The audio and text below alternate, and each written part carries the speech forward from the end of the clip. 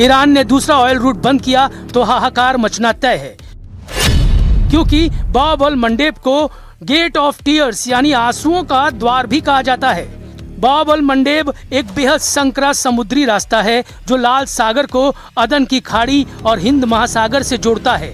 इसके एक तरफ यमन है, दूसरी तरफ अफ्रीका के जिबूती और इरिट्रिया देश हैं। अपनी सबसे सकरी जगह पर यह सिर्फ 26 से 29 किलोमीटर चौड़ा है।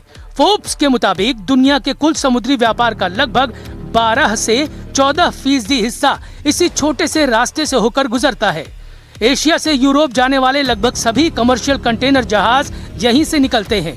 खाड़ी देशों से यूरोप और अमेरिका जाने वाले तेल और लिक्विफाइड नेचुरल गैस के टैंकर इसी रास्ते का इस्तेमाल करते हैं। यहाँ से रोजाना लगभग 40 से 50 लाख बैरल कच्चा तेल गुजरता है।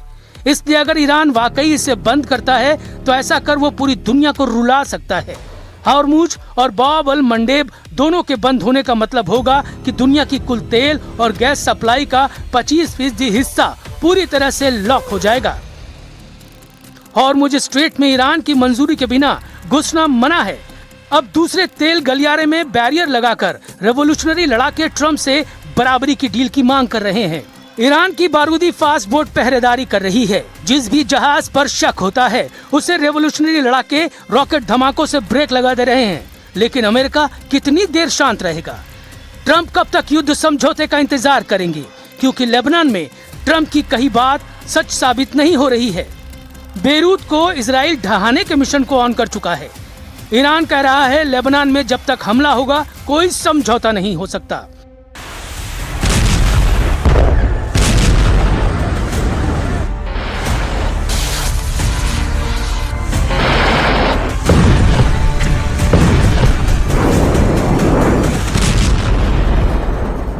کردیم و کماکان تأکید داریم بر این نکته که آتش بس در لبنان بخش لاینفک هر گونه آتش بس و هر گونه توافق نهایی برای خاتمه جنگ هست.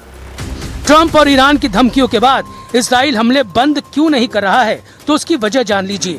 दक्षिणी लेबनान में हिजबुल्लाह लड़ाकों के ड्रोन हमले में इजरायली डिफेंस फोर्स का एक सैनिक मारा गया है और 3 सैनिक घायल हो गए हैं। यह हमला ब्यूफोर्ट किले के आसपास की रणनीतिक पहाड़ी पर कब्जा करने के एक दिन बाद हुआ है। मारे गए सैनिक की पहचान 20 साल के स्टाफ सार्जेंट एडम जारफती के तौर पर हुई है, जो इजराइल डिफेंस फोर्स की कमांडो ब्रिगेड की मैगलन यूनिट में तैनात थे।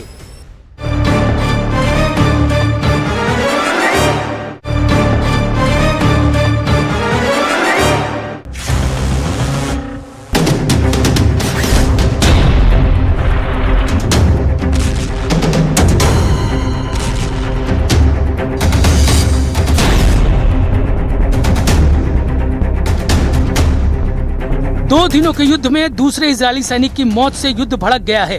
हिजबुल्लाह लड़ाके अब रात में फर्स्ट पर्सन व्यू ड्रोन की बौछार से इजराइल को दहला रहे हैं।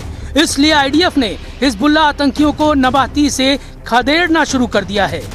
इजराइल ने धमकी दी है कि नबाती में रहने वाले लेबनानी नागरिक इलाके को जल्द खाली कर दे। नागरिकों को जहरानी नदी के उत्तर भाग जाने की चेतावनी दी गई है। इजराइल ने दक्षिणी लेबनान में एक बड़ा बफर जोन बना लिया है। ये बफर जोन लेबनान के कुल क्षेत्रफल का लगभग 10% हिस्सा है, जिसकी सीमा इजराइल से लिटानी नदी और भूमध्य सागरी तट से लेकर सीरियाई सीमा माउंट हार्मोन तक है।